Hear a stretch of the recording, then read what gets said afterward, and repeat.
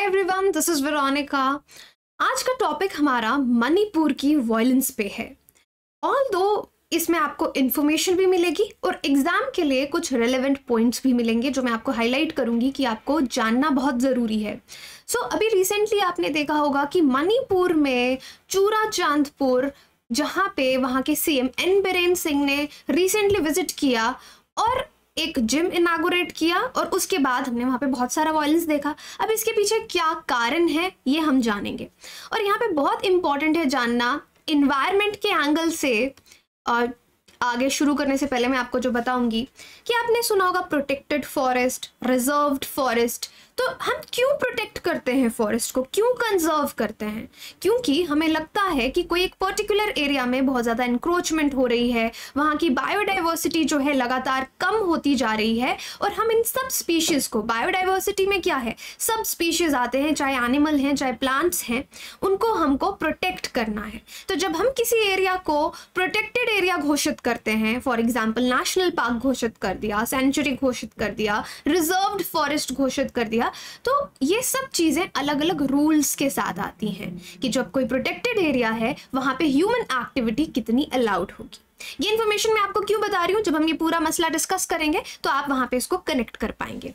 बाकी आप मुझसे कनेक्ट कर सकते हैं किसी भी सोशल मीडिया पे जहां पे आपको सही लगे, because I feel together we can make a huge difference.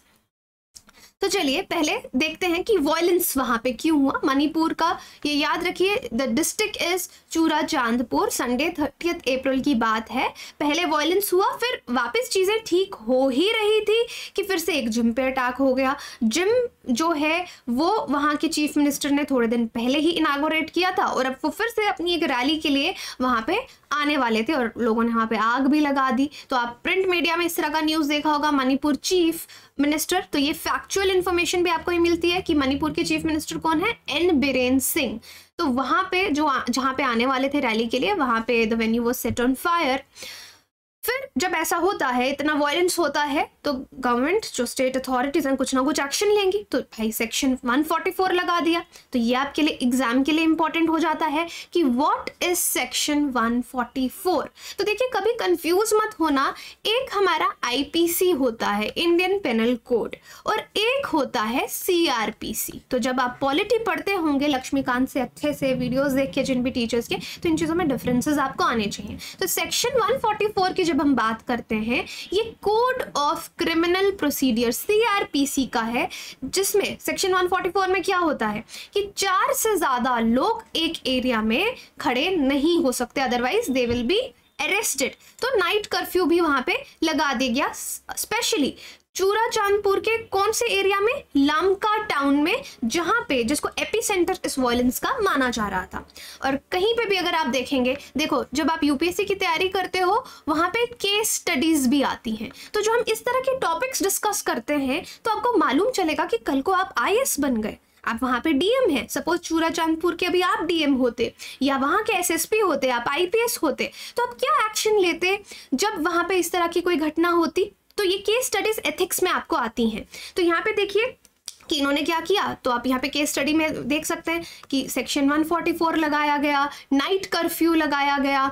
उसके बाद सिचुएशन को कंट्रोल करने के लिए आजकल कभी भी वायलेंस होता है तो इंटरनेट सर्विसेज जो हैं, मोबाइल सर्विसेज, वो डाउन कर दी जाती हैं। तो 5 दिन के लिए उनको सस्पेंड कर दिया गया, क्योंकि आजकल क्या होता है, भाई चलो व्हाट्सएप उठाया, एक ग्रुप बना हुआ है, सबको मैसेज किया कि चलो भाई लोग आओ प्रोटेस्ट करेंगे, पत्थरबाजी करेंगे। तो उस चीज़ को रोकने के लिए एज एन एडमिनिस्ट्रेशन, देखो आपको ये लेक्चर किस एंगल से सुनना है, ये समझ के सुनना है कि आप आईएएस बन चुके हैं, आईपीएस बन चुके हैं, क्या एक्शन आप लेंगे।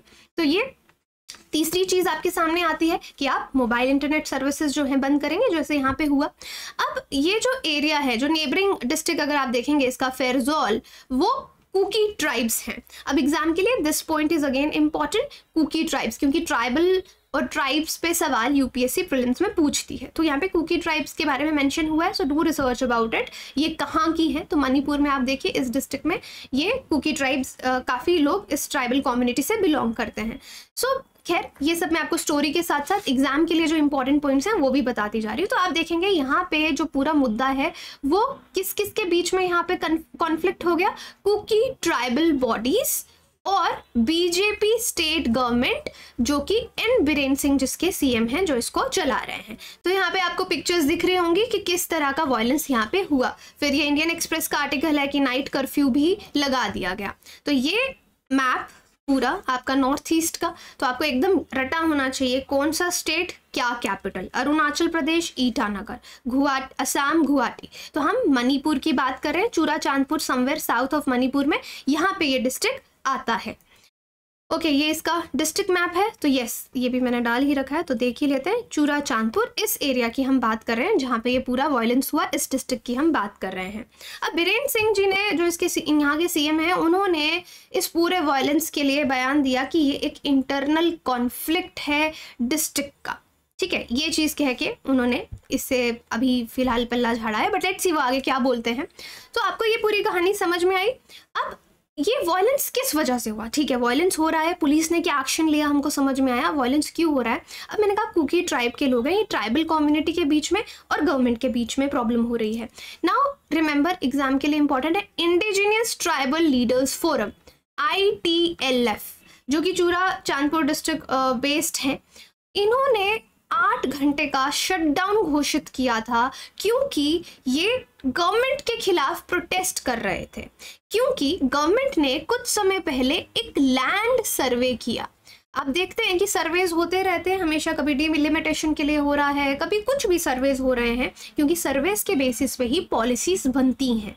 तो यहाँ पे जो सर्वे हुआ, उस सर्वे के खिलाफ इन ट्राइबल लीडर्स ने एक शटडाउन घोषित किया और सिंपली कहा कि हम नॉन कोऑपरेशन मूवमेंट ला रहे हैं, गवर्नमेंट के कोई भी प्रोग्राम के साथ हम उसको नहीं मानेंगे। तो एक ऑर्गेनाइज्ड तौर पे इन्होंने एक नॉन कोऑपरेशन मूवमेंट गवर्नमेंट के खिलाफ लॉन्च की। तो ये बंद जो है 8 AM फ्राइडे मॉर्निंग को ही शुरू हो गया था सीएम की विजिट पे। एक प्रेस रिलीज भी हमको देखने को मिलता है ITLF के द्वारा, 27 अप्रैल को ये प्रेस रिलीज आता है और यहाँ पे ITLF क्या बोलती है कि हमारे जो भी ग्रीवेंसेस थे, जो भी प्रॉब्लम्स थी, पहला प्रॉब्लम था हमारा ये जो लैंड सर्वे हो रहा है उसके खिलाफ। ठीक है, दूसरा प्रॉब्लम था हमारा कि इस लैंड सर्वे में बहुत से एरिया को घोषित किया गया कि ये रिजर्व्ड फॉरेस्ट है, ये प्रोटेक्टेड फॉरेस्ट है, या ये वेटलैंड है, या वाइल्ड लाइफ है। और जब भी कोई ऐसा घोषित किया जाता है प्रोटेक्टेड लैंड, तो मैंने आपको कहा उस एरिया के कुछ रूल्स रहते हैं। कई बार वहाँ से लोगों को एविक्शन करवाना पड़ता है, निकलवाना पड़ता है, क्योंकि वो प्रोटेक्टेड एरिया में ह्यूमन कम्युनिटीज़ को नहीं रहने देती गवर्नमेंट। तो यहाँ पे देखा गया, इन्होंने लिखा ट्राइबल कम्युनिटी में कि लोगों को वहाँ से निकाला गया, जिससे हमको बहुत दुख हुआ है। और पिछले कुछ समय में बहुत सारी जो चर्चेज हैं उनको भी डिमोलिश किया गया, तो उनका रिलीजियस सेंटिमेंट भी यहाँ पे जुड़ा हुआ है। तो इसको लेकर इन्होंने प्रेस रिलीज किया कि इससे हम लोग जो हमारे क्रिश्चियन फेथ के लिए बहुत सैक्रेड है, हमारे सेंटिमेंट से जुड़ा हुआ है, गवर्नमेंट ने उसको डिमोलिश किया। तो इन लोगों की दो प्रॉब्लम लैंड सर्वे से ही जुड़ी हुई हैं कि आप रिजर्व फॉरेस्ट घोषित कर रहे हो, लोगों को वहाँ से निकाल रहे हो, आपने चर्चेस को डिमोलिश किया। क्योंकि लैंड सर्वे में वहाँ पे आया कि एनक्रोच्ड चर्चेज हैं, ये यहाँ पे नहीं होनी चाहिए थी, गवर्नमेंट लैंड था। तो ITLF ने कहा कि हमने बहुत सारे मेमोरेंडम जो हैं गवर्नमेंट को दिए, लेकिन गवर्नमेंट की तरफ से हमको कोई भी विलिंगनेस नहीं दिखी कि वो हमारी मदद करना चाहते हैं, हेंस हम नॉन कोऑपरेट करेंगे ना। जब ये शटडाउन होता है तो सोशल मीडिया प्लेटफॉर्म में आपको दिखा बहुत सारे वीडियोस, पिक्चर, जहाँ पे मॉब काफ़ी सारा वायलेंस कर रहा है, चेयर्स जला रहा है, और ये सारा जो मैंने आपको पीछे वायलेंस का किस्सा दिखाया वो इस वजह से हुआ। अब जब सिचुएशन काफ़ी ख़राब हो गई तो सीएम को अपनी विजिट भी रद्द करनी पड़ी। फॉरेस्ट ऑफिस को भी यहाँ पे आग लगा दी गई, ये आप देख सकते हैं ये पिक्चर में ना। कुकी ग्रुप्स क्या कह रहे हैं, तो कुकी ग्रुप्स का जो नोटिफिकेशन उन्होंने ये निकाला पीछे, वो मैंने आपको दिखा दिया कि उन्होंने क्या बोला। वो खुश नहीं है इस लैंड सर्वे से। अब देखिए, ये जिस एरिया में सर्वे हुआ, चूराचांदपुर खोपम प्रोटेक्टेड फॉरेस्ट रीजन में, ये एरिया अराउंड 490 स्क्वायर किलोमीटर का है और अक्रॉस 3 डिस्ट्रिक्ट्स ये फैला हुआ है, चूराचांदपुर, बिष्णुपुर और नोनी। अब ITLF का कहना है कि वो नॉन कोऑपरेशन करते रहेंगे जब तक कि गवर्नमेंट, देखो this is again important, 1966 government का एक ऑर्डर था जहां पे ट्राइबल एरियाज को प्रोटेक्टेड घोषित कर दिया गया था, उसको गवर्नमेंट रद्द कर दी। तो आप सोचेंगे कि मैम ट्राइबल पीपल को क्या फर्क पड़ता है अगर प्रोटेक्टेड या रिजर्व्ड फॉरेस्ट है। तो अभी एक मूवी आई थी पीछे ना, कंतारा, ऑल दो इससे रिलेटेड नहीं है but just let me know अगर आपने देखी है कंतारा। तो आपने देखा, क्योंकि मैं तो उसको बहुत ही इन्वायरमेंट एंगल से देखती हूँ कि आप कम्युनिटी को इन्वॉल्व किए बिना इन्वायरमेंट को नहीं बचा सकते। तो यहाँ पे क्या है ना कि जो लोग हैं, ट्राइबल लोग हैं या फिर फॉरेस्ट ड्वेलर्स हैं, वो किस चीज़ पे डिपेंड करता है, उनका रोज़गार फॉरेस्ट पे डिपेंड करता है। तो ऐसा नहीं है, पुराने समय से भी ट्राइबल्स रहते आए हैं, वो उसको अपने रोज़गार के लिए यूज़ करते आए हैं फॉरेस्ट को, और उसको प्रोटेक्ट भी करते आए। लेकिन जब गवर्नमेंट उसको रिजर्व्ड एरिया घोषित कर देगी तो ट्राइबल्स का बहुत सारे राइट्स जो हैं वो कर्ब हो जाते हैं, वो वहाँ पे बहुत सी एक्टिविटीज़ नहीं कर सकते without the permission of the government. तो ये इन लोगों को दिक्कत है कि आपने हमारा एरिया जो है रिजर्व्ड फॉरेस्ट घोषित कर दिया, 1966 गवर्नमेंट ऑर्डर, इसको आप नलीफाई करो, इसको आप खत्म करो, इसको रद्द करो। ठीक है, ये एक इशू, ये इनका एक डिमांड है। दूसरा, उन्होंने गवर्नमेंट पे इल्जाम लगाया कि ये जो लैंड सर्वे हुआ, तो मैंने आपको पहले बताया लैंड सर्वे से उनको प्रॉब्लम है, जो लैंड सर्वे हुआ ये बिना लोगों की इजाज़त के हुआ, और इस पूरे प्रोसेस में बहुत से लैप्सेस हैं और इस वजह से गवर्नमेंट की एडवर्स और रेग्रेसिव पॉलिसीज सामने आ रही हैं। तो इस वजह से ये जो ग्रुप्स हैं ये ट्रिगर हुए, ये वायलेंस जो है वो ट्रिगर हुआ। तो आई होप पूरे मुद्दे के साथ आपको एग्जाम के लिए बहुत सारे पॉइंट्स यहाँ पे मिल रहे हैं।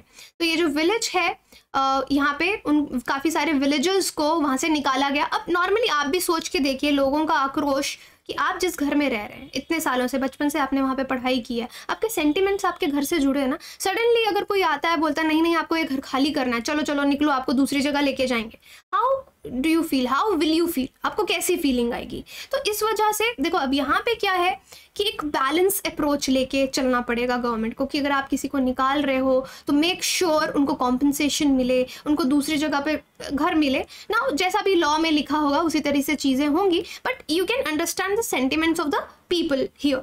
सो Manipur government decides to go ahead with land survey at Khopum reserve forest. तो ये चीज़ रिसेंटली हुई थी। अब इस सर्वे के अकॉर्डिंग ही जो ITLF ने इल्ज़ाम लगाया गवर्नमेंट पे कि आपने चर्चेस को डिमोलिश किया, देखो ये कोई रीजनल फाइट नहीं है, कोई गवर्नमेंट जाके चर्चेस को डिमोलिश नहीं करेगी। डिमोलिश क्यों किया गया? बिकॉज वो चर्चेस इलीगल थी, ठीक है, इसलिए उनको ऑर्डर दिया गया कि उनको डिमोलिश किया जाए। अब यहाँ पे डिस्प्लेजर तभी लोगों को इस सर्वे का मिला है, और जो कुकी पीपल अलायंस है जो कि BJP का ही एलाय है, उसने भी डिस्प्लेजर यहाँ पे शो किया है कि ये सारी एक्टिविटीज़ हिल एरिया कमेटी से कंसल्ट करके नहीं की गई हैं। तो चर्चेस को इसलिए डिमोलिश किया गया। और जब सुप्रीम कोर्ट में, सॉरी वहाँ के हाई कोर्ट में ये केस गया, लोगों ने केस किया कि चर्चेस को डिमोलिश किया गया, तो जो कोर्ट है उसने भी स्टे लगाने से मना कर दिया। क्यों मना किया गया? क्योंकि चर्चेस प्रूव नहीं कर पाई कि जब उन्होंने चर्च बनाया था उन्होंने गवर्नमेंट से परमिशन लिया था या नहीं। They were not able to prove this, वो ये प्रूफ नहीं कर पाए, इसलिए गवर्नमेंट ने रिफ्यूज कर दिया कि हम स्टे नहीं लगाएंगे because you failed to prove in the court. तो allegation of occupation by building churches and garages at 13 प्लेसेस। तो गवर्नमेंट ने यहाँ पे क्या पाया कि बहुत सी जगह पे एनक्रोचमेंट है। एनक्रोचमेंट आप समझते हैं कि वो गवर्नमेंट लैंड है या रिजर्व फॉरेस्ट है, वहाँ पे आप कोई स्ट्रक्चर बना रहे हैं, फिर तो गवर्नमेंट उसको हटाएगी ही ना। जम्मू कश्मीर में भी पीछे अभी ये बहुत सारा किस्सा हुआ था, आपने न्यूज़ में सुना होगा। सो बहुत सारी स्टेट्स में ऐसा होता रहता है कि डिमोलिश किए जाते हैं स्ट्रक्चर्स। तो अब गवर्नमेंट ऑफ मणिपुर क्या कह रही है? उन्होंने वायलेंस को तो इंटरनल मैटर कह दिया, लेकिन दूसरी चीज़ इन्होंने कही, अगर मीनवाइल अगर आप देखेंगे जो यूनियन फॉरेस्ट मिनिस्टर हैं भूपेंद्र यादव, यहाँ पे अगेन आपको एग्जाम के लिए एक पॉइंट मिलेगा, उन्होंने कहा ऑब्वियसली एक कॉन्स्टिट्यूशनल रिस्पॉन्सिबिलिटी है स्टेट कि वो प्रोटेक्ट करे रिजर्व्ड एरियाज और प्रोटेक्टेड फॉरेस्ट को। अब 1927 फॉरेस्ट एक्ट के अकॉर्डिंग जो फॉरेस्ट हैं वो स्टेट सब्जेक्ट थे, लेकिन 1976 में एक अमेंडमेंट होता है जहाँ पे वो कंकरेंट लिस्ट में आ जाते हैं। तो आप सबको मालूम होगा 3 लिस्ट हैं। We have a state list, काफ़ी चीज़ें स्टेट डिसाइड करती है। We have a centre list जो सेंटर डिसाइड करती है। We have a concurrent list जैसे एजुकेशन हो गया, हेल्थ हो गया, जिसमें स्टेट या सेंटर दोनों के हाथ में वो होता है। तो यहाँ पे अगर फॉरेस्ट की बात करें, पहले वो सिर्फ क्या थे, स्टेट सब्जेक्ट थे, स्टेट का हक था फॉरेस्ट पे, लेकिन जब 1976 में अमेंडमेंट हुआ तो ये कंकरेंट लिस्ट में आ गए। और लेकिन फिर भी जो ओनरशिप है फॉरेस्ट की वो अभी भी स्टेट के पास है, तो स्टेट को ही फाइनल डिसीजन यहाँ पे लेना होगा। तो आई होप यहाँ पे इस मसले के साथ आपको बहुत सारे इंपॉर्टेंट पॉइंट्स इस वॉयलेंस के चलते मैंने आपको बताए हैं। सो ये सब आपको याद होगा। Again you can connect with me. Thank you so much. So section 144 forest act 1927, amendment 1976, फिर फॉरेस्ट रिजर्व एरियाज क्या क्यों बनते हैं, और एथिक्स का केस स्टडी भी आपका यहाँ पे पूरा होता है कि इनकेस आप वहाँ के एसएसपी हैं, आप वहाँ के डीएम हैं, तो किस तरह का एक्शन आपका इस केस में रहेगा। तो कभी भी कोई ऐसा मुद्दा पड़े तो उसको बिल्कुल एग्जाम पॉइंट ऑफ व्यू से आप देखें। So thank you so much.